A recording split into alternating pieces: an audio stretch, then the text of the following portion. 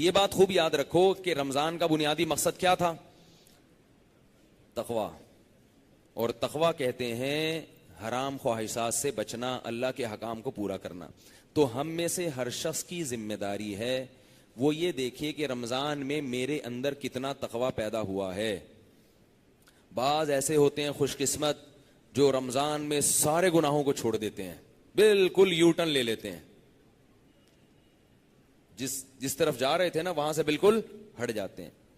اور بعض ایسے ہوتے ہیں جو 50% تبدیل ہو جاتے ہیں. تو بھائی اگر ہم 100% تبدیل نہیں ہو سکتے 50% ہو جائیں. 50% مشکل ہے، 25% ہو جائیں، 10% ہو جائیں، 5% ہو جائیں، 1% ہو جائیں.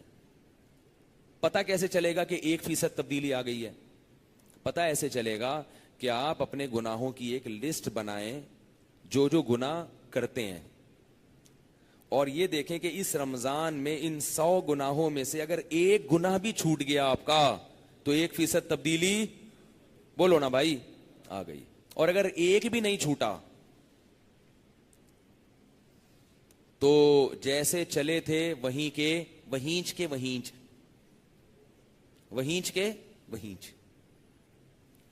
کوئی فائدہ رمضان کا نہیں ہوا. ثواب مل گیا، روزے کا بھی مل گیا. یہ ان لوگوں کے لیے جو روزے رکھ رہے ہیں، نمازیں پڑھ رہے ہیں. جو رکھ ہی نہیں رہے ان سے تو میں بحث ہی نہیں کر رہا ابھی، کیونکہ وہ تو تقویٰ چاہتے ہی نہیں. تقویٰ چاہتے تو روزہ تو رکھتے کم از کم. جو روزے دار ہیں ان کی زندگی سے اگر ایک گناہ بھی چھوٹ گیا تو رمضان کا بہت بڑا مقصد حاصل ہو گیا. اگر آپ بد نظری کے عادی ہو، شراب کے عادی ہو، اللہ نہ کرے زنا کے عادی ہو، ماں باپ کی نافرمانی کے عادی ہو، نماز قضا کرنے کے عادی ہو، ایک گناہ تو کم از کم چھوڑ دو بھائی.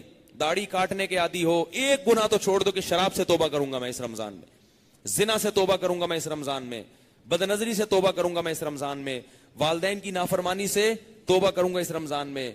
کچھ نہیں ہوتا، 5 وقت نماز کی پابندی اب سے شروع کر دوں گا میں. ایک گناہ تو چھوڑے کم از کم. ہمارے ہاں پورا رمضان گزر جاتا ہے، کوئی ایک گناہ بھی ہماری زندگی سے نہیں نکلتا،